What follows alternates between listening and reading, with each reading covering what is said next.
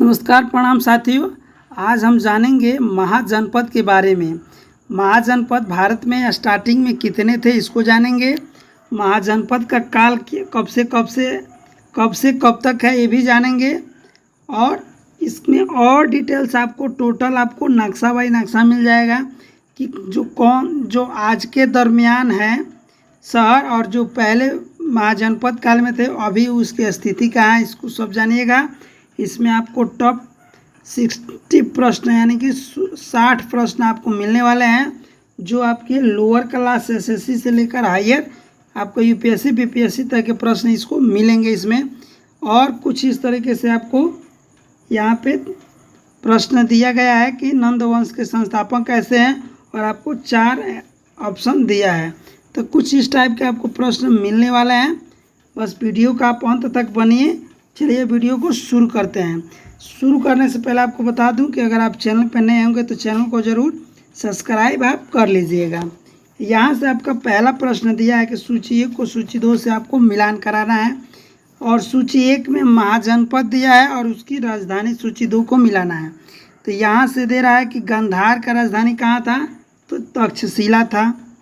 सूरसेन की राजधानी कहाँ था तो सूरसेन की राजधानी था आपका मथुरा। इसके बाद से वत्स की राजधानी कहाँ थी तो कौशाम्बी और कौशल की राजधानी श्रावस्ती थी। अब ऑप्शन में मिलाएंगे तो पहले का चौथा यहाँ पे है, दूसरा का पहला यहाँ पे है, वत्स दूसरा और कौशल का तीसरा, यानी ऑप्शन नंबर ये आपका करेक्ट आंसर हो जाएगा। चलिए अगला आपका प्रश्न ये भी बहुत ज़्यादा इम्पोर्टेंट है कि हर्यक वंश के संस्थापक को कुणिक कहा जाता था। क्या हर्यक वंश के किस शासक को कुणिक कहा जाता था। आपका 4 ऑप्शन है, बिंबिसार, उदयन, अजातशत्रु, इनमें से कोई नहीं। तो ये आपको बोले जाते थे अजातशत्रु को। किनको? अजातशत्रु को कुणिक कहा जाता है। अगर नहीं जानते होंगे तो आप ये जरूर याद कर लीजिएगा, भविष्य में इस तरह के प्रश्न आपको पूछे जा रहे हैं। आपका अगला प्रश्न दिया है, किस शासक ने गंगा और सोन नदी के संगम पर पाटलिपुत्र नामक नगर की स्थापना की थी। किस शासक के बारे में बोला जा रहा है कि गंगा और सोन नदी के संगम पर जहाँ ये मिलते हैं वहाँ पे पाटलिपुत्र यानी कि आज के पटना का निर्माण कौन किए थे, यानी कि पाटलिपुत्र का स्थापना किसने किया था तो उदयन ने किए थे। उदयन ने, ऑप्शन नंबर बी। ये देखिए आपका बीपीएससी 2008 में पूछा हुआ प्रश्न है। चलिए अगला देख लेते हैं। अगला आपका दिया है कि शिशुनाग वंश का वह कौन सा शासक था जिसके समय में वैशाली में द्वितीय बौद्ध संगीति, क्या दिया है, द्वितीय बौद्ध संगीति का आयोजन किया गया। उसे काकवर्ण के नाम से भी जाना जाता था। तो आपको शिशुनाग वंश के शासक का नाम बताना था जिसने द्वितीय बौद्ध संगीति कराई थी। तो ये कराए थे कालाशोक। क्या? कालाशोक ने। चलिए अगला प्रश्न ये भी इम्पोर्टेंट है और ये बहुत बार प्रश्न पूछे जा चुके हैं। अभी इसमें तो आपको 2002 ही में दिया है। ऐसे मुझे लग रहा है कि 5 से एग्जाम में आपको पूछा गया है कि 2023 ईस्वी पूर्व में, क्या ईस्वी पूर्व याद रखिएगा, 323 ईस्वी पूर्व में सिकंदर महान की मृत्यु आपको कहाँ पे हुई थी। फारस में, बेबीलोन में, मैसिडोनिया में, तक्षशिला में। तो इनकी मृत्यु आपको बेबीलोन में हुई थी। ये तो हमको लगता है कि 80% स्टूडेंट या पूरे 100% तक जानते ही जरूर होंगे। चलिए अगला देख लेते हैं। अगला दिया है, सिकंदर महान यूं पोरस या फिर उसको पुरु की सेनाओं ने निम्नलिखित में से किस नदी के आमने सामने वाले तटों पर पड़ाव डाले हुए थे, यानी कि लड़ने की पूरी तैयारी में थे। तो आपका जगह है झेलम नदी। ये भी देखिए आपका एसएससी मैट 2002 में पूछा हुआ है। चलिए अगला प्रश्न देखते हैं। अगला दिया है, किस प्रकार का मृद भांड यानी कि बर्तन भारत में द्वितीय नगरीकरण या शहरीकरण के प्रारंभ का प्रतीक माना जाता है।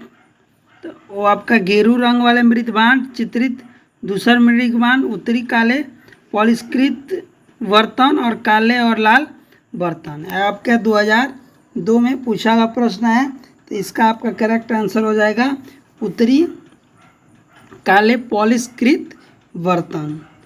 चलिए अगला देख लेते हैं। अगला प्रश्न दिया है कि पाली ग्रंथ, क्या पाली ग्रंथों में गांव के मुखिया को क्या कहा जा गया है उस समय? ग्रामक, भोजक या फिर ग्राम भोजक, ज्येष्ठक, ग्रामपति। तो उनको जाना जाता था भोजक या फिर ग्राम भोजक के नाम से। ये भी आपको 2004 में पूछा हुआ प्रश्न था। अगला देख लेते हैं। अगला दिया है उज्जैन का प्राचीन नाम क्या था, यानी उज्जैन को और किस नाम से जाना जाता था? तो अवंतिका के नाम से जाना जाता था, अवंतिका। यानी उज्जैन जो आज है उस समय अवंतिका के नाम से जाना जाता था। देखिए रिपीटेशन क्वेश्चन है, आरआरबी, एएसएम, जेजी 2005 और एमपी यानी कि मध्य प्रदेश पीसीएस में 2003 में पूछा हुआ प्रश्न है। तो प्रश्न सारे इम्पोर्टेंट हैं, बस वीडियो का आप अंत तक बने रहिए, टोटल प्रश्न आप जरूर देखिए। आपका अगला प्रश्न दिया है कि नंद वंश के संस्थापक कौन थे? क्या नंद वंश के संस्थापक यानी कि नंद वंश की स्थापना किसने किया था?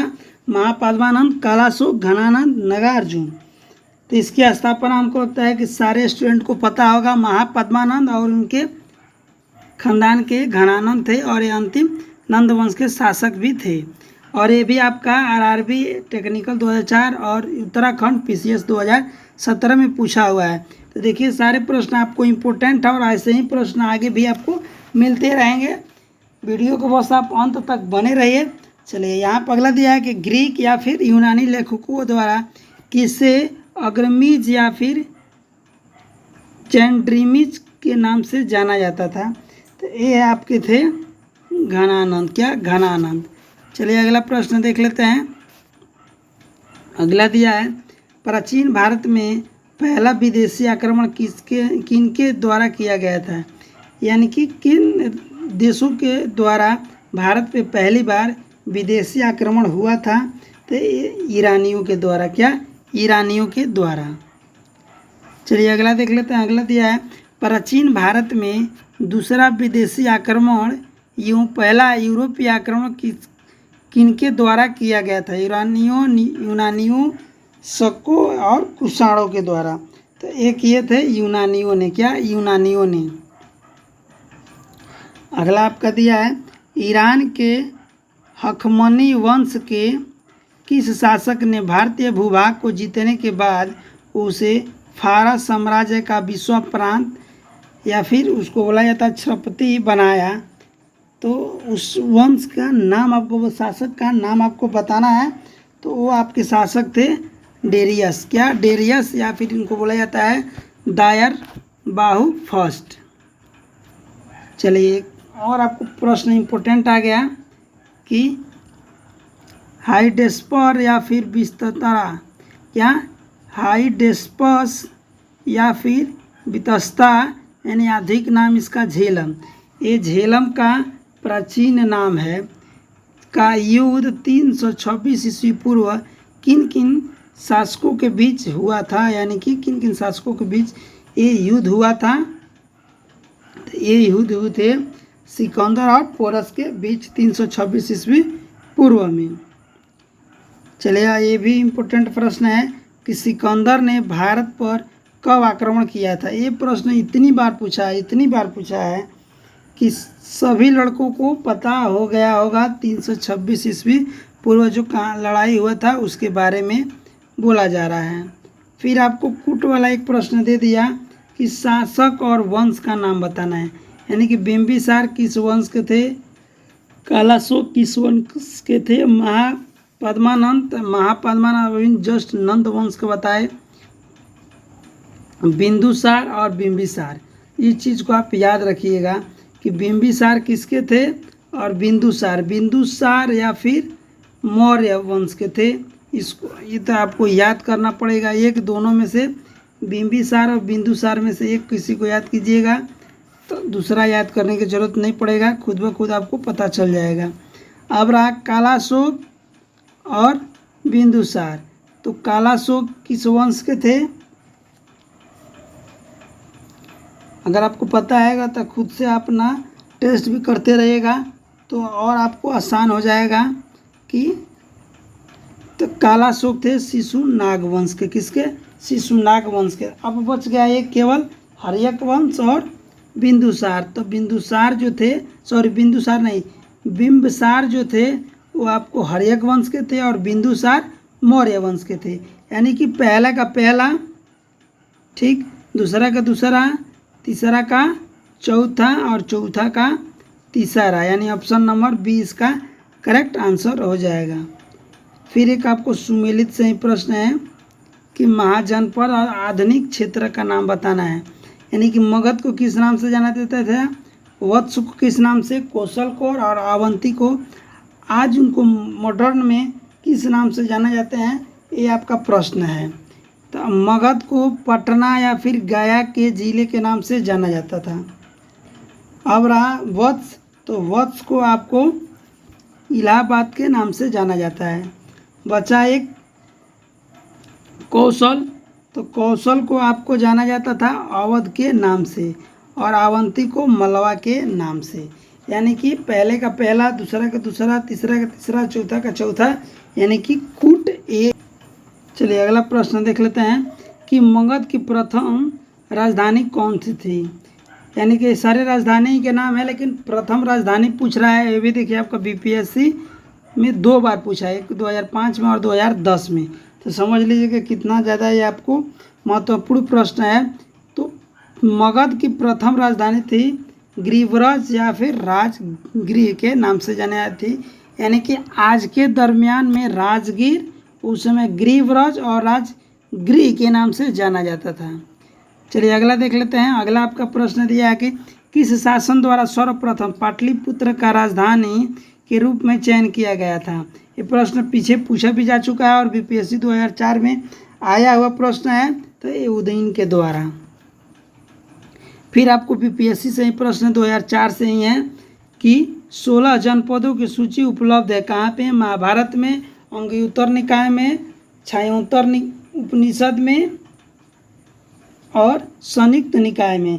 तो इसका जिक्र आपको कहाँ मिलता है? अंगुत्तर निकाय में, ऑप्शन नंबर बी। फिर आपका बीपीएससी से ही 2004 में देखिए 2 प्रश्न, 2001 में फिर आपका बीपीएससी से एक प्रश्न पूछा गया है कि निम्नलिखित में से मगध का कौन सा राजा सिकंदर महान का समकालीन था? यानी कि उस समय का वो राजा थे और मगध के बारे में पूछा जा रहा है कि मगध के वो कौन से राजा थे? तो घनानंद थे। क्या?